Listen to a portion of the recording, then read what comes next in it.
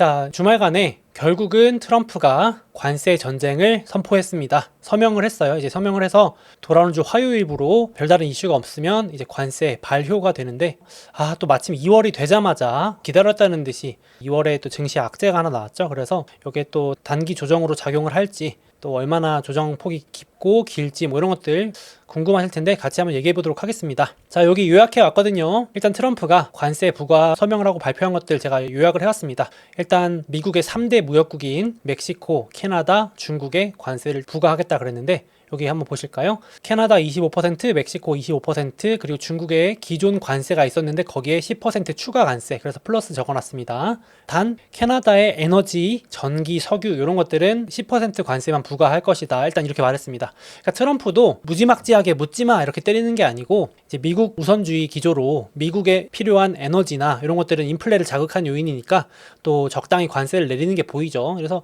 약간 언론에서 뭐 트럼프를 약간 묻지마 관세맨 이런 식으로 부각시키는 부분이 있는데, 자세히 뜯어보면 머리를 많이 당연히 써가지고 전략적으로 이렇게 비즈니스적으로 하는 게 좀 느껴집니다. 여기서 더 무서운 거는 좀 이제 강력해졌다라고 하는 게 뭐냐면, 상대국이 보복 관세를 부과할 경우 이미 예측을 한 거죠. 미국은 더 관세를 올리겠다라는 조항을 포함했습니다. 이제 이게 이번에 주목을 받은 조항이고요. 그리고 이변이 없으면, 중간에 협상이 되거나 하지 않는다면 2월 4일 화요일 00시 01분부터 즉각적으로 발효됩니다. 그래서 협상 여지에 대해서는 노코멘트 하겠다 그랬으니까 뭐 협상 여지가 있을 수 있다 이렇게 슬쩍 의지를 내비친 거 아닌가 저는 생각이 들었는데요. 한 언론에서는 사실상 캐나다, 멕시코와의 무관세 정책을 뒤집는 것이며 1기 미중 전쟁, 미중 관세 전쟁의 확대판이 시작됐다.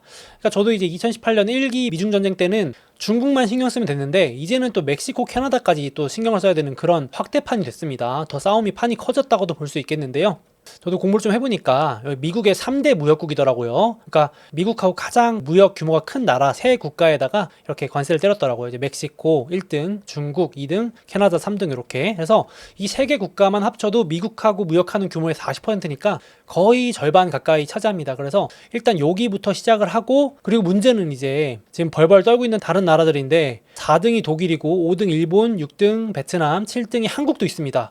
한국도 무역 규모가 크죠. 그래서 대만 8등인데요. 한국, 대만 같은 경우는 자동차, 철강, 반도체, 우리나라 또 반도체도 강하니까 이런 것들도 결국 대상이 될 수 있다고 생각 들고, 독일 같은 경우도 뭐 자동차 이런 것들 강국이니까 지금 이제 아직 포함이 안 됐을 뿐이지 결국 관세를 부과할 가능성이 높아지면서 증시가 전반적으로 다 같이 이제 움츠러들 수 있는 요인이 되겠습니다. 그래서 제가 이제 도대체 왜 이거 관세를 이렇게까지 부과하는가, 백악관에서 공개한 문서를 한번 정독을 해봤습니다. 이게 이제 언론에 따라서 전달하고 싶은 메시지에 따라서 다르게 전달되는 경우가 있고 왜곡되는 경우도 있거든요. 그래서 저는 이제 이런 원문을 꼭 한번 직접 읽어보시라고 또 권장드리는데, 이것도 궁금하신 분들 위해서 카페에 원문 올려놓겠습니다. 이거 그냥 구글 번역기 돌리면 다 보실 수 있는데, 이게 이제 트럼프가 이 관세를 뗀 이유에 대해서 아주 장문의 이 팩트시트라 그러는데 이걸 공개를 했어요. 그래서 결론부터 말씀드리면, 사실상 이제 관세를 때린 이유가 마약과의 전쟁이더라고요. 그래서 저는 이제 요 팩트시트에 있는 내용을 기반으로 말씀드립니다. 여기에는 제 의견은 하나도 없고 요 그대로 번역된 내용입니다. 한번 보시면, 트럼프 대통령이 국가적 경제 비상사태를 선언한다. 그래서 대통령에게 일방적인 권한을 부여할 수 있는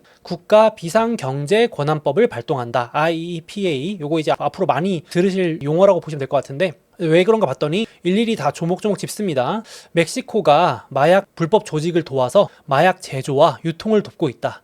그러니까 마약 카르텔을 적극적으로 도와주고 있고 제조도 돕고 사실상 거의 협력 관계다. 이렇게 써 있습니다. 이거 제가 하나도 문장 바꾼 거 없습니다. 그리고 캐나다에서도 멕시코 카르텔이 늘어나고 있다. 심지어 지금 미국에 심각하다고 하는 그 펜타닐이라고 하는 합성 마약 연구소하고 막 만들어내는 공장까지 있다. 여기 다 들어있는 내용입니다. 거기다가 이제 이런 불법 이민자들 지금 내가 왜 그렇게까지 하냐면, 범죄 조직도 있고 인신매매 조직도 있고 마약 밀매 조직까지 포함되어 있더라. 그래서 이제 불법 이민자들 색출해내는 작업을 하고 추방하는 작업을 하고 있는 거다. 근데 이제 이걸 하려면 나한테 권한이 있어야 되니까 국가 비상사태를 선포할 수밖에 없다. 국가 비상경제권한법을 해야 일방적으로 내가 권한을 가질 수 있기 때문이다라고 이유를 설명을 해놨습니다. 추가로 저도 인상 깊었던 부분은 펜타닐, 즉 합성 마약으로 인한 사망자는 베트남전에서 사망한 미국인보다도 많고 특히 최근 1년 동안 급증하고 있기 때문에 도저히 이대로 놔둘 수가 없어서 이걸 선포했다 이렇게 말하고 있고, 지금 멕시코나 캐나다, 중국에서 생각처럼 협조를 안 해주고 있다 이런 겁니다. 자기 생각보다 부족하다,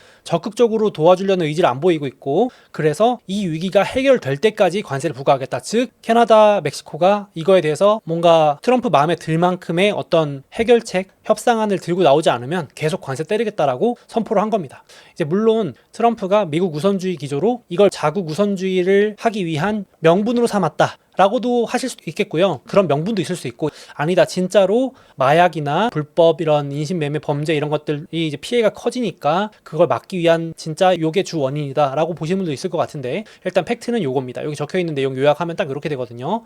사실 제가 읽어도 이게 관세가 경제적인 측면도 있지만 마약과의 전쟁에 대한 선포문 같았다라는 생각도 좀 들었습니다. 그래서 이제 트럼프가 오늘도 이런 인터뷰를 해요. 관타나모 감옥으로 최악의 범죄자들, 불법 이민자들 골라가지고 보낼 거다. 그러면서 관타나모 수용소에 3만 개의 침대가 있는데 다 보내버릴 거다 했는데, 사실 저도 이제 관타나모 수용소가 왜 자꾸 얘기가 나오나 해가지고 잘 몰라서 좀 찾아봤더니 챗GPT한테 제가 궁금해서 물어봤어요. 그랬더니 뭐라 그러면요, 관타나모 수용소는 법적 보호를 받지 못하는 무기한 구금, 고문 및 인권 침해, 국제법 위반 논란 등으로 악명이 높다. 이런 이유로 현대판 인권 유린의 상징으로 여겨지며 많은 사람들이 무서워하는 곳이다. 그래서 챗GPT가 쓴 문장을 그대로 갖고 오긴 했는데 약간 그런 거래요. 이제 인권 이런 걸 존중 안 해도 되게끔 이제 미국의 법 테두리 밖에 있는 지역에 있는 수용소라서 일로 일부러 보내가지고 고문도 하고 막 할 수 있는 이런 무시무시한 무서운 과목이 또 관타나모 수용소라면서요. 그래서 저도 이제 이번 기회에 찾아봤었는데 여기로 다 보내버리겠다. 이제 이런저런 미국에 피해를 끼치는 불법 체류자 이민자 다 보내겠다. 막 이러면서 이제 엄청 지금 마약과의 전쟁, 불법 이민자들과의 전쟁을 약간 선포한 그런 느낌이 들었습니다. 지금 관세 부과의 뒷 배경에 이런 것도 있겠구나라고 한번 보시면 좋을 것 같아요. 이유를 알아야 우리가 또 해석이 되니까. 그래서 이런 것도 올립니다. 계속해서 트럼프 대통령이 불법 이민자 다 내보내고 있다. 그래서 이게 뭐냐면요, 바이든 행정부 때 불법 이민자 추이와 현재 트럼프 행정부 이후에 불법 이민자 추이인데 94% 줄어들었다라면서 어떻게 보면 본인의 업적을 계속 강조, 어떻게 보면 자랑하는 부분입니다. 그래서 이제 이런 배경이 있었고, 일단 트럼프가 발언한 것들도 좀 주목을 받았는데 월요일 아마 증시가 어떻게 단기로 조금 조정을 있을 수 있겠다 싶었던 부분이 이런 부분입니다. 여태까지 사람들이, 저도 마찬가지였고, 트럼프가 증시를 중요하게 여기는 사람이기 때문에 오죽하면 제가 영상 제목에다가 트럼프가 증시 살려준다, 트럼프는 증시가 빠지는 걸 그렇게 원하지 않는 사람이고 빠지더라도 빨리 이렇게 부양시키려고 노력하는 사람에 가깝기 때문에 상당히 증시에 신경을 쓰는 대통령 중에 하나다라고 저도 말씀드렸고, 많은 분들이 그렇게 생각을 하는데, 심지어 트럼프가 이번에 이 관세를 부과하면서 한 발언에서 단기로 증시가 좀 혼란스러워도 어쩔 수 없다라고까지 발언을 해버리니까 시장이 좀 놀란 부분이 있습니다. 여기 영어 원문 그대로 가져왔습니다. 그래서 관세에 대한 시장의 반응에 나는 크게 걱정하지 않는다, 이게 이제 그렇게 해석이 된 부분이거든요. 그래서 어쩔 수 없다, 장기적으로 미국에 옳은 일이고 금융시장도 안정을 되찾을 거다, 하지만 단기적으로 할 건 해야 된다, 이런 강경한 의지를 내보인 게 아닌가라는 생각이 들었고, 시장도 좀 그렇게 해석을 할 수 있겠습니다. 그래서 자, 일단은 여기 발언도 보시면요, 아직 서명은 안 했지만 반도체에도 결국은 관세를 부과할 거다. 그러니까 이제 반도체 주식들도 좀 휘청거릴 수 있겠고, 또 날짜까지는 안 나왔지만 철강, 알루미늄, 구리 이런 것들에도 관세 부과할 거다. 이런 것들은 다 일기 미중 관세 전쟁 때 했던 것들이죠. 그리고 가만히 있었다게 하긴 그런데 유럽도 관세 부과할 거다. 그러니까 뭐 동맹국이고 적국이고 약간 이런 거 상관없습니다. 이번에 막 다 때리겠다 약간 해버리니까 유럽도 관세 부과하겠다. 그래서 이제 기자들이 막 질문하니까 관세가 물론 소비자들한테 가격 전가가 좀 될 수 있는 것도 나도 알고 단기적으로 혼란을 가져올 수 있는 거 아는데, 근데 결국은 미국한테 좋은 거다, 이렇게 발언을 했어요. 미국에 좋은 일이다, 내가 미국에 도움이 안 되는 일을 할 리가 없다, 이런 식으로 되게 강경하게 말을 했고, 관세가 인플레를 가져온다, 대규모 인플레를 가져온다는 건 잘못된 사실이다, 이러면서 인플레 촉발 가능성이 없다고 말을 했습니다. 이거는 트럼프의 의견입니다. 트럼프 대통령의 의견이고, 그리고 아까 말씀드렸던 듯이 증시도 단기 영향이 있을 수 있으나 신경 쓰지 않겠다, 이렇게 해가지고 좀 시장이 조금 불안하게 생각할 수 있는 요인이 되겠습니다. 떨어져도 어쩔 수 없다, 약간 이런 얘기를 하는 거니까요. 그래서 이렇게 지금 전방위적으로 좀 관련주들이 피해주와 수혜주, 제가 뒤에서 보여드릴 거지만 좀 나뉠 수 있겠고요. 그래서 지금 이제 제가 이제 주말까지 지금까지 나온 자료를 취합해 본 상황에 따르면 캐나다, 멕시코 즉각적으로 다 인터뷰를 했습니다. 현재 이제 캐나다 지금은 사임 발표를 했지만 아직 현직에 있는 트루도 총리도 인터뷰한 영상을 제가 캡처해온 건데 즉각 보복 관세 발표를 했습니다. 그래서 우리도 미국의 발효에 맞춰서 2월 4일 화요일부터 이제 25% 똑같이 보복 관세 부과하겠다. 그래서 이제 미국에서 만드는 미국산 맥주, 와인, 식품, 가전제품 뭐 이런 것들 플러스 추가 주요 광물 이런 것들 관세 부과하겠다. 뭐 이제 트루도 총리가 인터뷰 마지막에 국민들한테 캐나다 물품 쓰자, 우리 미국 거 쓰지 말자, 미국에 휴가도 가지 말자 이러면서 약간 어떻게 보면은 대국민 연설을 하는 모습도 나왔고요. 보복 관세 하는 거고 가만히 있지 않겠다 이렇게 선언을 했고, 멕시코는 보복 관세 하겠다고 했는데 구체적인 숫자까지는 안 나왔지만 이제 캐나다하고 힘을 합쳐가지고 정밀 타격하겠다 이러면서 이제 가만히 안 있겠다 하는데, 이 멕시코 대통령의 발언을 이제 제가 읽어보니까 이렇게 얘기하더라고요. 트위터에다 올렸는데, 멕시코 정부가 마약 밀매 집단과 협력한다는 터무니없는 모략을 단호히 거부한다. 이게 이제 억울했나 봐요. 그래서 말도 안 되는 소리다. 트럼프가 억지 부리는 거다. 뭐 그러면서 진짜로 미국이 마약을 잡을 생각이 있었으면은 지금 길거리에 흔히 보이는 마약 판매상들, 딜러들 다 잡아들여야지 진심이 아니고 이거는 관세 때리려는 미국의 그냥 명분일 뿐이다. 우리가 희생양이 되고 있는 거다. 막 이러면서 이제 분노의 장문의 글을 써서 그걸 읽어봤습니다. 그래서 이제 경제부 장관도 발언한 거 요약해오면 미국 소비자들은 결국은 관세 전쟁 때문에 필수품의 가격 상승을 체감하게 될 것이며 이는 트럼프가 실수하는 것이다. 이제 이렇게 발언을 했고, 그리고 특히나 이제 정밀 타격이 뭐냐면은 이거 미중 전쟁 1기 때도 똑같이 있었어요. 2018년에도 이랬는데 이게 이제 미국 전체를 대상으로 때리는 게 아니고요. 트럼프 지지층을 때리겠다. 그래서 트럼프 인기를 낮춰가지고 트럼프 정책의 추진력을 떨어뜨리겠다라는 겁니다. 이게 아주 전략적이죠. 그래서 트럼프 지지층이 있는 게 이제 러스트벨트, 농업지역 이런 곳인데 자동차, 공업지대, 가전 만드는 곳, 농축산물, 농업지역 이런 곳을 대상으로 그런 지역들이 있는 주를 골라서 관세를 매기겠다. 캐나다 총리하고 통화했다. 이러면서 이제 발표한 겁니다. 캐나다 총리하고 협업해가지고 약간 이 트럼프가 좀 지지율이 떨어지게끔 만들어서 이거 정책 추진 동력을 낮추겠다 이런 발언까지 합니다. 그러니까 이제 또 요건 재밌었던 거는 대표적인 이제 트럼프 지지층들이 몰려 있는 텍사스가 있는데 이제 레드 스테이트라고 불리는 공화당 지역에 있는 텍사스 주지사가 이렇게 발언을 합니다. 캐나다, 멕시코 조심하세요. 함부로 말하지 마세요. 이러면서 갑자기 캐나다나 멕시코 경제 규모보다 텍사스 주 하나의 경제 규모가 큰 거 아시죠? 이러면서 조심하세요. 텍사스는 보복을 두려워하지 않습니다. 이러면서 엄청 세게 말합니다. 이것도 웃겨가지고 많이들 보시던데, 제가 그래서 진짜 팩트 체크하려고 찾아보니까 진짜로 캐나다 전체 경제 규모랑 멕시코 경제 규모보다 텍사스 하나의 주의 경제 규모가 크더라고요. 야, 그래서 엄청나다 싶긴 했습니다. 그러니까 이렇게 엄청난 발언을 할 수 있겠죠. 한 나라를 상대로 어디 덤벼봐 약간 이런 느낌이어가지고 이런 식으로 지금 벌써 이제 미국과 무역국들의 전쟁, 분쟁이 좀 가시화되는 느낌이고, 의외로 중국은 좀 조용했습니다. 중국은 제가 느끼기에도 약간 또 시작이니? 뭐 알고 있었다. 어디 뭐 때려봐라. 약간 이제 하도 많이 맞아가지고 이런 느낌이라는 생각이 들었는데 그냥 단호히 반대한다. WTO에 제소하겠다. 좀 말을 아끼는 모습이었습니다. 여태까지는 1기 때 하도 이제 두들겨 맞아가지고 그냥 오히려 이번에 가만히 있는가 싶기도 하고, 일단 주 타겟이 캐나다랑 멕시코라서 그런지 모르겠는데 조용한 모습입니다. 그래서 좀 지켜봐야겠지만 이런 상황이고요. 그래서 일단 여기까지가 이제 주말간에 나온 팩트인데 일단 협상 가능성도 있을까? 어떠신가요? 구독자 여러분들, 일단 이거 시간이 지나봐야 될 것 같은데 트럼프가 화요일까지라고 시간을 줬잖아요. 그러니까 저는 이것도 협상 여지를 준 거라고 생각을 하거든요. 진짜 할 거면 당장 월요일 00시부터 발효시키면 되지, 또 굳이 뭐 화요일부터 00시 01분부터 해서 과거 사례가 있는 게, 이게 저만의 생각이 아닐 수도 있는 게 불과 얼마 전에 이런 사건이 있었죠. 콜롬비아라는 나라를 9시간 만에 굴복시킨 사례가 있죠, 이제 트럼프가. 그래서 이것도 모르시는 분들 위해서 잠깐만 한 페이지를 요약해 오면, 이제 트럼프가 콜롬비아랑 관세 전쟁을 해가지고 순식간에 이제 9시간 만에 끝내버린 사건인데, 트럼프가 불법 이민자들을 비행기 태워가지고 콜롬비아로 이제 보내니까 콜롬비아에서 우리 안 받아요 해가지고 송환 거부하니까 바로 미국 이제 트럼프가 열받아가지고 관세 25% 때립니다. 그러니까 이제 콜롬비아도 우리도 질 수 없지 하면서 즉각 25% 보복 관세 때립니다. 근데 보통은 여기서 이제 끝날 줄 알았는데 트럼프가 여기가 대박인 거죠. 그리고 트럼프 대통령이 그래? 그러면서 미국은 일주일 뒤에 그럼 50%로 관세 인상한다. 거기다가 이제 그걸로도 성이 안 찼는지, 요게 이제 저는 이제 엄청났다고 보는데, 콜롬비아 정부 관료, 지지자, 뭐 가족, 주요 인사들 즉각 입국 금지, 미국으로 오지 마, 비자 제재, 있던 사람 다 내보내. 거기다가 그걸로도 부족한지 콜롬비아 재무부, 은행, 각종 금융 제재까지. 이것도 제가 앞에 보여드렸던 이 비상 권한으로 IEPA, 대통령이 이제 즉각적으로 엄청난 권한을 행사할 수 있는 비상 명령을 발동해가지고 하니까 바로 9시간 만에 콜롬비아가 미국의 조건을 모두 수용하기로 하면서 끝나버리죠. 그러니까 이제 바로 얼마 전에 있었던 일인데, 지금 미국이 이제 콜롬비아를 상대로 관세 전쟁에서 순식간에 이긴 사례로 지금 평가받고 있는데, 캐나다, 멕시코, 중국도 이렇게까지 심하게 가진 않겠지만은 적정선에서 또 이제 이렇게 협상을 할 수 있는 여지도 있지 않겠느냐.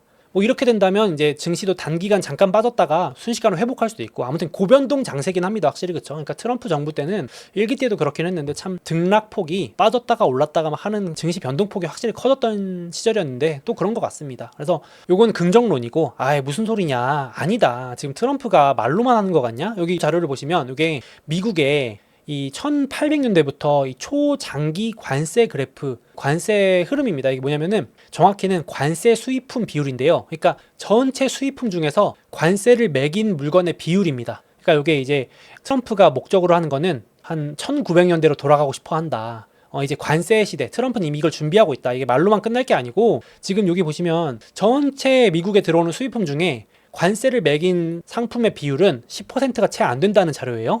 트럼프는 이게 마음에 안 든다는 거죠. 이제 미국 우선주의 기조 입장에서 우리 미국한테 물건 팔고 싶으면 니네들이 세금을 더 내, 다른 나라들 너네들 세금 더 내, 약간 이런 마인드인 거죠. 그래서 최소 10에서 30% 사이로 관세를 부과하자. 1900년대거든요. 글로 돌아가고 싶어 한다라는 자료입니다. 그러니까 이제 이게 뉴노멀이 될 수도 있는 거죠. 그래서 이렇게 보시는 분들도 꽤 있습니다. 그러니까 이거는 그냥 받아들여야 된다. 이제 미국에 가서 장사하려면 그냥 관세를 기본적으로 내는 것까지, 우리가 미국 가서 식당 가면 팁을 그냥 기본적으로 줘야 되는 거를 받아들이듯이, 그냥 미국에 뭐 물건을 팔려면 아예 그냥 가격 책정을 10에서 30% 관세를 가격에 그냥 다 반영하고 들어가야 된다. 약간 이걸 받아들여라. 이런 얘기도 이제 나오는 거죠. 뉴노멀이다. 그래서 뭐 이런 만평도 이제 관세로 둘러친다는 얘기입니다. 미국이 이제 장벽을, 강력한 미국 우선주의, 미국 보호무역주의가 관세로서 이렇게 벽으로 둘러싸여치는 거고, 그리고 말씀드렸지만 트럼프는 미국에 와서 생산하면 깎아줄게, 이 기조입니다. 그렇죠? 미국 밖에서 만들 거면 철저하게 관세 때릴 거고, 미국에 와서 만들면 싸게 팔 수 있고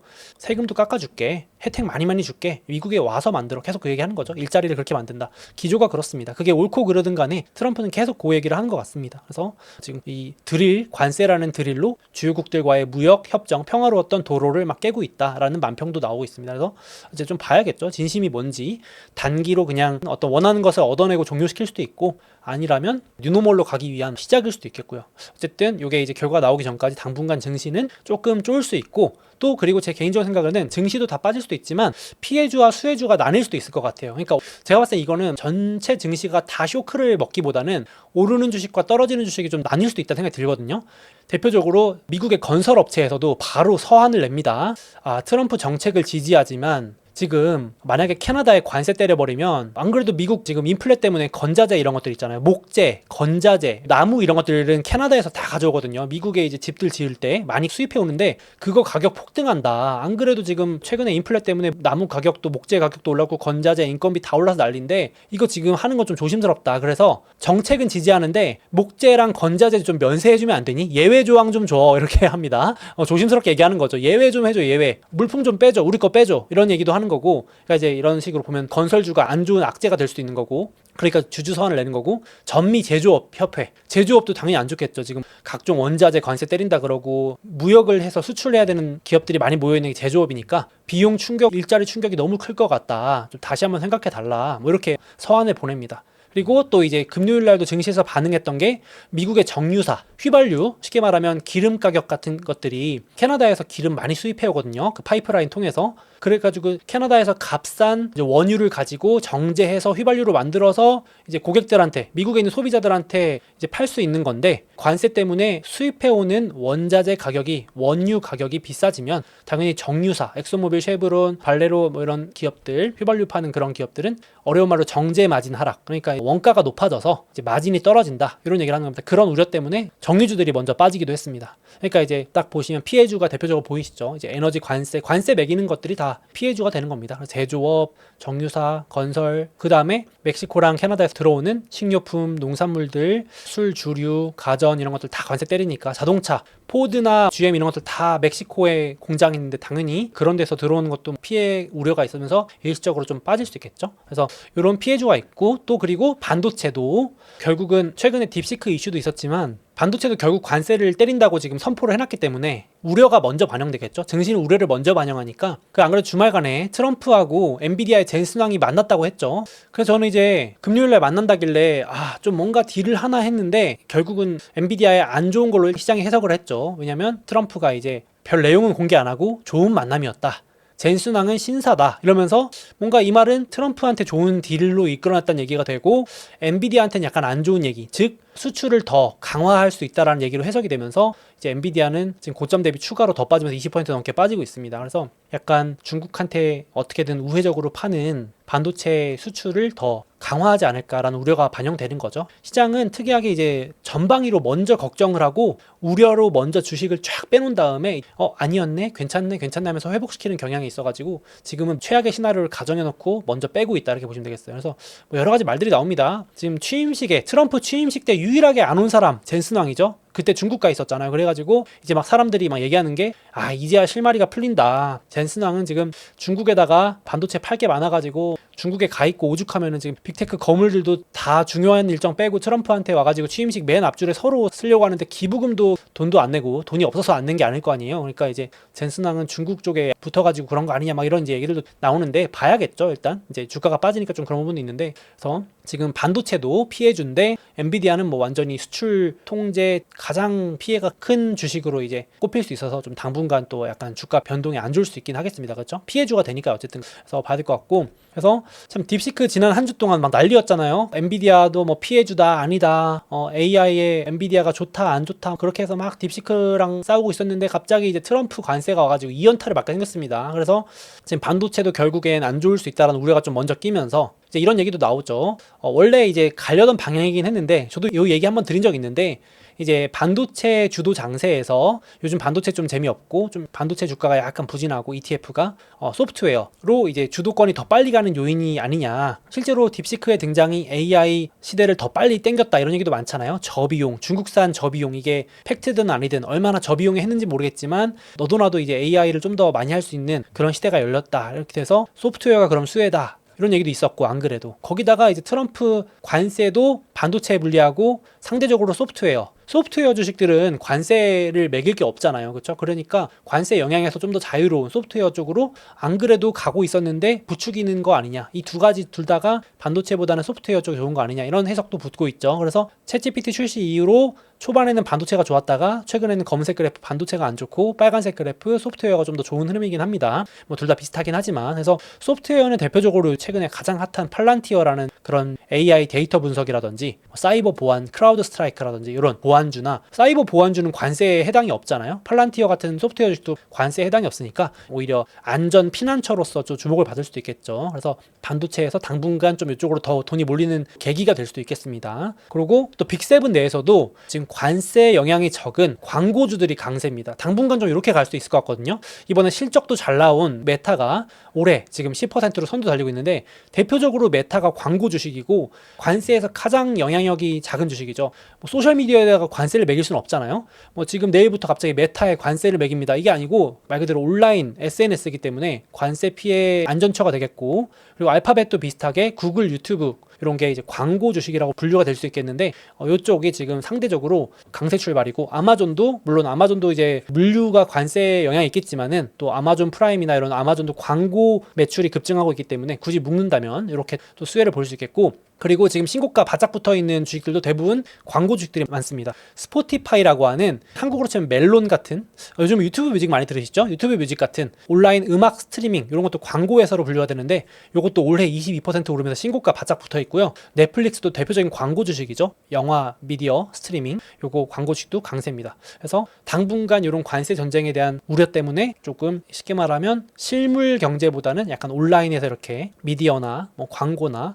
한국에선 미중 갈등 때 엔터 주식이 뜨고 이러기도 했었는데 그런 관세와 크게 상관이 없는 뭐 이런 주식들이 좀 강세를 보일 수도 있겠습니다. 당분간. 그래서 실제로도 지금 실적 시즌이 이어지고 있는데 돌아오는 주도 실적 시즌인데 이게 관세 언급한 부분이에요. 근데 이제 CEO들이 관세를 얼마나 언급했는지 보는 건데 이제 요 트럼프 1기 때 난리 났었잖아요. 근데 이제 다시 이제 이렇게 관세가 급증하고 있습니다. 그래서 역시 피해는 아까 말씀드렸던 제조업, 건설, 경기 민감 수출, 에너지, 반도체 이런 쪽이 좀 단기적으로 좀 조정을 받거나 할 수 있겠고 1기 미중 갈등 때랑 좀 비슷한 양상인 것 같고 수혜는 앞서 말씀드렸던 광고나 AI 소프트웨어, 금융주, 내수주 이런 쪽들이 트럼프 1기 때도 좀 괜찮았었는데 이번에도 그렇게 갈 수 있을지 한번 봐야겠습니다. 갈 가능성이 또 높고 해가지고 단기적으로 이렇다는 거고 그러면은 빅테크가 왜 빠지나요? 관세 전쟁 때문에 빅테크 왜 빠지나 하실 수 있는데 그러니까 단기적으로 같이 빠질 수는 있는데 중장기적으로 시장도 그렇고 미국 증시 기준으로 빅테크, 반도체 이런 것도 줍줍하기 좋은 기회라고 봅니다. 저는 이런 것들 우리 한번 겪어봤기 때문에 결국은 미국 우선주의고 미국 증시 기준으로는 중장기 오히려 더 좋은 부분이 아닐까 저는 조심스럽게 생각을 합니다. 일단 이렇게 될 수 있겠고요. 그래서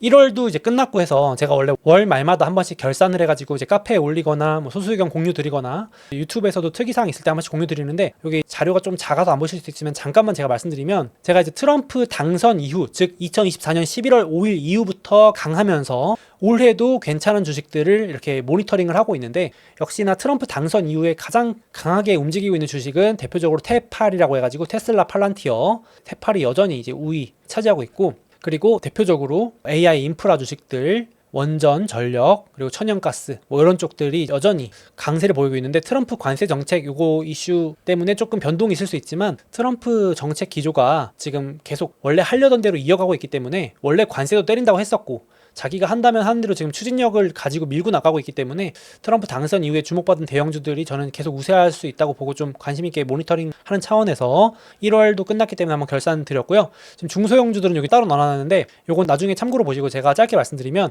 지금 대선 이후에 가장 강하면서 올해도 수익률이 상위권에 있는 종목들 공통점으로 뽑아놓은 건데 색깔로 구분해 놓은 겁니다.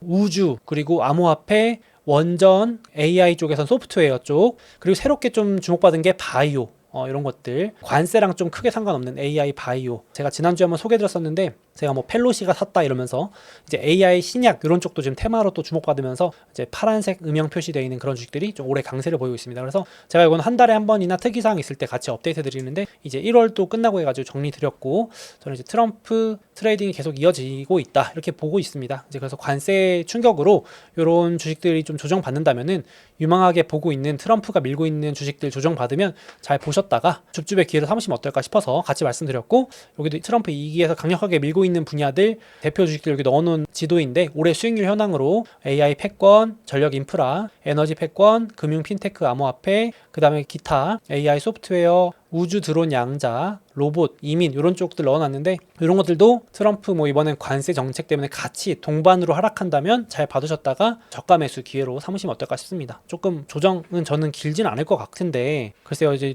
관세를 어떻게 또 할지 지켜봐야겠습니다. 그렇죠? 화요일까지는 시장이 조금 긴장하고 있지 않을까 싶긴 합니다. 그리고 게다가 하필 또 진짜 기가 막히게 2월 시작됐는데 진짜 상반기 중에 가장 안 좋은 달이 2월이거든요. 저도 이제 이 통계를 100% 신뢰하지는 않습니다만은 상반기 중에 가장 부진한 달이 2월, 하반기 중에 가장 부진한 달이 9월입니다. 그래서 보통 악재는 상반기 2월에서 3월 사이에 다 터지고 하반기에 뭐가 터지면 꼭 9월에 터지거든요. 하필 또 근데 상반기 참 기다렸다는 듯이 트럼프가 또 관세 폭탄을 2월 또 3일 4일부로 터뜨려가지고 이렇게 또 과거 통계처럼 갈런지 근데 보시면 아시겠지만 뭐 이렇게 조정 나오면 또 그 다음부터 다 반등하고 하니까 수익률 제일 안 좋은 상반기 2월을 활용해서 기회로 삼으셔도 좋을 것 같습니다. 개인적으로는 많이 빠지면 저는 이제 연금 계좌 열어 가지고 사는데 상반기에 한번 하반기에 한번 이런 식으로 사는데 상반기에 뭐 연금 계좌 열을 일이 있을지 한번 봐야겠습니다. 많이 빠지면 제가 또 리스트 공유 드릴게요. 국내 상장된 연금 ETF 이런 것들도 보여드릴게요. 그래서 같은 자료인데 이 변동성 지수라는 거를 계절성으로 나타낸 건데 2월 중순부터 3월 중순까지 이게 급등한다는 얘기는 증시가 이때 고변동한다는 얘기입니다. 또 기가 막히게 트럼프가 2월 초중순부터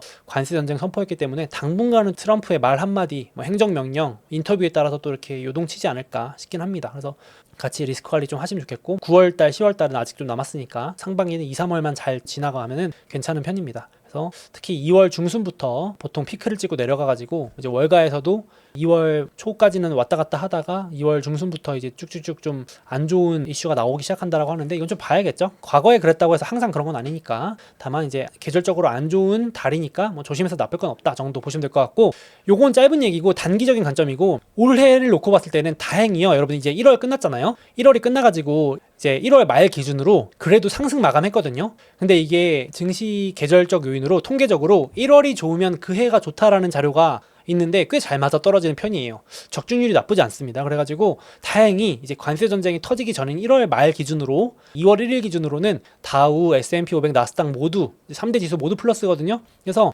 제가 이제 작년에도 보여드렸던 자료인데, 작년에도 1월에 플러스로 마감해가지고요.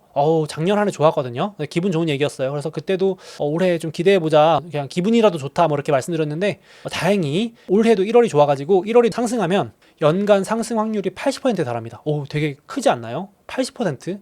이게 1928년부터 2023년까지 월가에서 분석해서 내놓은 자료인데, 제가 이제 과거 자료 돌려봐도 뭐 최근 한 10년, 20년 기준으로도 1월에 좋았으면 연에 괜찮았거든요.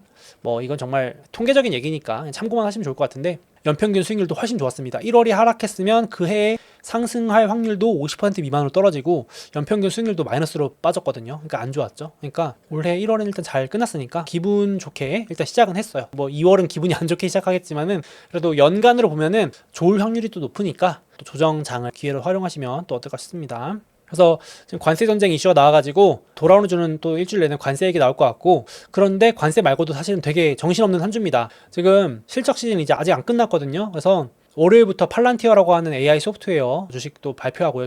화요일은 알파벳, 그리고 목요일은 아마존, 이렇게 이제 빅7 마지막 남았고요. 엔비디아는 2월 26일이니까 아직 좀 더 남았고, 제조업부터 서비스업, 그리고 실업률까지도 계속 줄줄이 발표가 됩니다. 가장 큰 건 2월 4일 새벽 00시 01분 관세 발효되는 거, 이렇게 보시면 되겠습니다. 캘린더 참고해 주시고 나머지 기업들 실적 참고하시면 되겠고요. 자, 2월 캘린더, 월간 캘린더는 카페 소몽 라운지, 네이버 카페 소몽 라운지에 업로드 해두겠습니다. 다음으로 2025년을 맞아서 소몽의 미국 주식 베이직 클래스가 출시되었습니다. 제가 미국 주식 처음 시작할 때만 해도 누가 가르쳐주는 사람도 없고 정보들도 없어서 정말 많이 헤맸던 기억이 있습니다. 지금 어느덧 미국 주식 투자 10년 차가 된 지금 와서 생각해보면은, 그때 누가 이걸 제대로 좀 알려줬더라면, 그랬으면은 조금이라도 시행착오를 줄이고 목표했던 수익에 더 빨리 도달하지 않았을까, 이런 생각을 지금 좀 합니다. 그래서 이번에 런칭한 베이직 클래스는 그때 정말 답답했던 저의 미국 주식 입문자 시절 궁금증을 떠올리면서 만들었습니다. 왜 앞으로 미국 주식이 필수가 될 수밖에 없는지부터 세금, 수수료, 환전, 그리고 증권사 선택, 이런 기본 정보까지 다 담았고요. 그리고 어떻게 나한테 딱 맞는 우량주만 속속 골라낼지, 또 이걸 언제 사고 팔아야 되는지에 대한 실전적인 정보까지 모두 담았습니다. 그리고 제가 실제 미국 주식 투자할 때 유용하게 쓰고 있는 필수 모바일 앱이라든지 웹사이트, 이런 것들을 모두 정리해서 알려드릴 거고요. 그리고 이거는 저만의 필살 꿀팁인데요. 이 챗 GPT를 활용해서 미국 주식 정보를 빠르게 찾거나 개별 기업 분석을 훨씬 더 쉽고 간편하게 하는 방법, 그 노하우까지도 모두 이번 강의에 담았습니다. 그래서 특히 이 미국 주식을 처음 하시는 분들, 혹은 시작하신 지 얼마 되지 않아서 아직 스스로 공부하고 투자 판단을 직접 내리시는데 어려움이 있으신 분들께 이 베이직 클래스가 최고의 입문 강의가 될 것이라고 생각합니다. 관심 있으신 분들은 이 영상 댓글과 더보기에 링크 남겨놓을 테니까 한번 참고해 보시면 좋겠습니다.